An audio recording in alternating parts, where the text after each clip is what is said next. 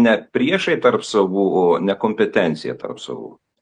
Priešai, tai visur priešų mes tik tai atrodytų ieškom tarp lietų, tai labai priešina, bet iš tikrųjų visą tą supriešinimą padarė nekompetencija ir pagrysiu.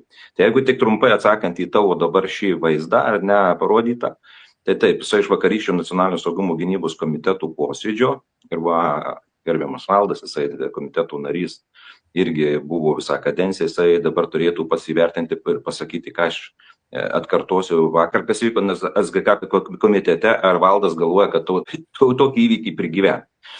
Esmė ta, kad atėjo krašto apsaugos ministerijos atstovai, viceministras, buvo kariuomenės atstovai, buvo žvalgybos.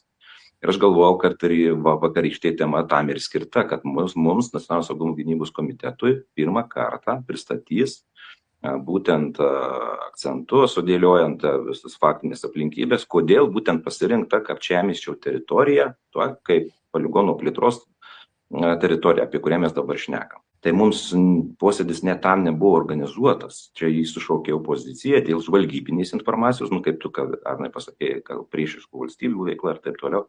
Bet aš tada gražinau viską, ten jiem turbūt sugadinau tą posėdį iš pat pradžių, sakiau, pirmiausia, pradėkime nuo tų faktinių aplinkybių, kada SGK komitetui atnešėte informaciją, poligonų plėtros ir tų faktinių aplinkybių.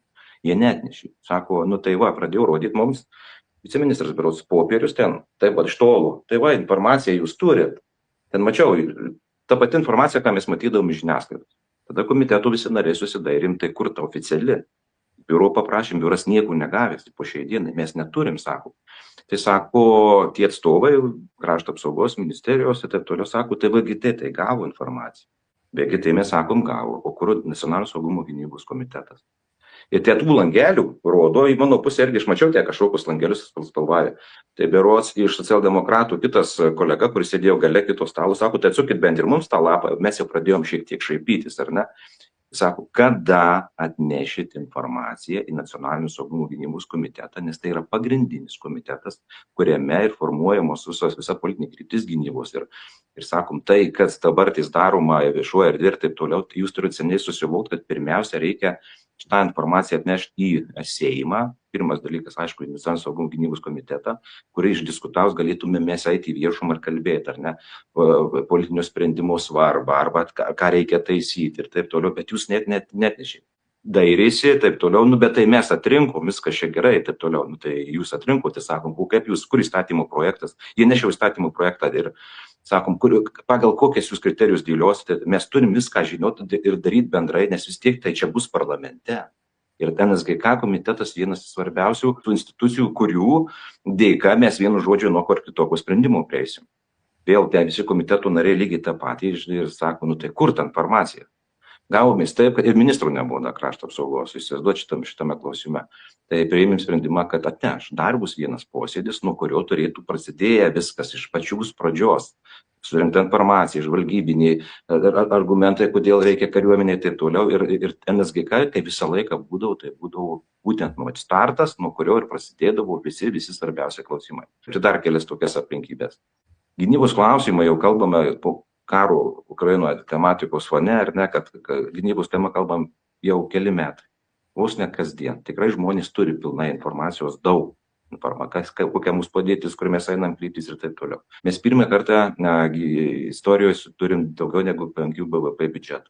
Plus ateina SEIF, ES pinigai, virš 20 daugiau milijardų į krašto apsaugos ministeriją. Ir visa tai daroma, žmonėm jau paaiškinta, nes biudžetas priimtas, ar ne, kad daroma, nes mes pastatė mūsų gynybinę sistemą ant polių, kurie jau nejudinami, viskas, nėra kelių atgal.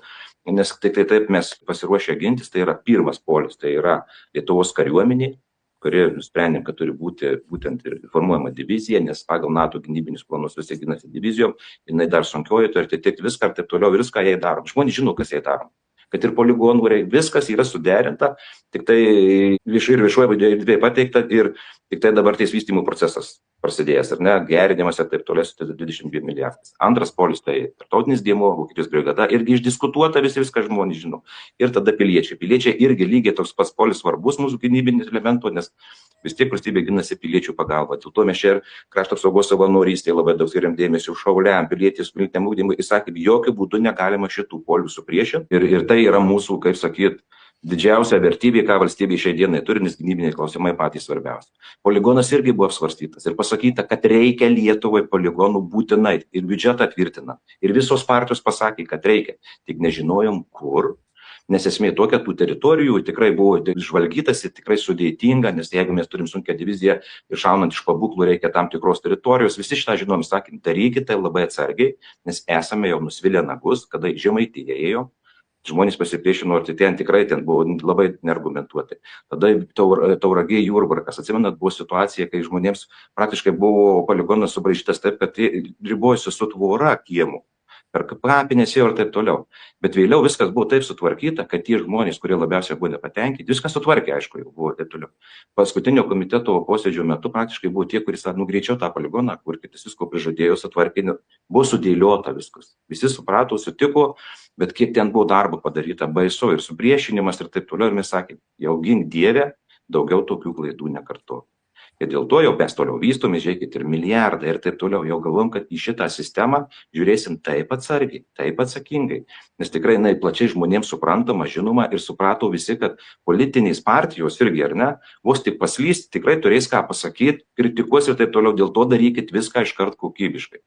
Kompetencijos trūksta, tikrai samdykitės iš išorės ir turit tokį biudžetą, čia turėjo būti profesionalai, kompetentingi, kurie apžiūrės, suplanuos keli žingsnius į priekį ir tik tai pradės tam tikrus veiksmus vėliau, kai jau viskas jau būtų jau profesionaliai aišku ir panašiai.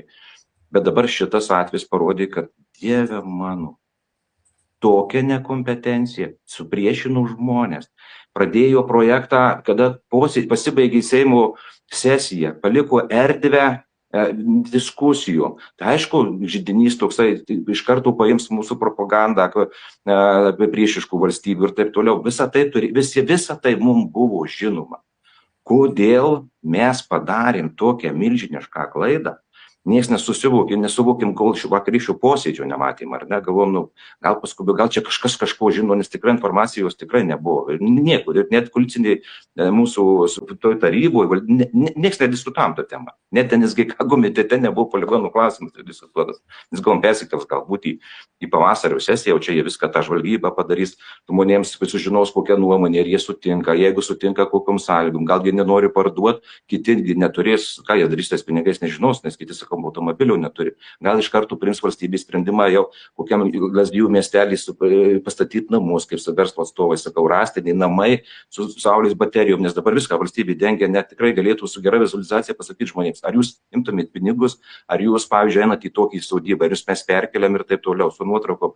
Ir kai tik tai turi visą šitą informaciją, miestelis, verslas, tu tik tai tada galėtai pirmiausia atnešti į NSGK, pasakyti, kad yra įstudijuota situacija, žmonės taip reaguotų ir taip toliau. Ir galbūt po šitos tokos pirmo apibendrinimo būtų tada ėję VGT ir sakyti, kad mes radom, kaip sakyti, teritoriją, piliečiai sutinka, aišku, labai valstybė tiek kainuos tiek ir tiek, kariuomeniai čia būtinai reikia dėl to ir to aplinkybių, ir tada užduotis iš VGT ministerijai ruoškit įstatymų projektą, kuris ateis į Seimą ir mes tada pradėsim viską, kaip sakyti, procesus žingsnis po žingsnio, kokybiškai, be jokio supriešinimo ir jokių būdų nesupriešinti visuomeniai su kariuomenė, nes jeigu mums tokia svarba ar ne.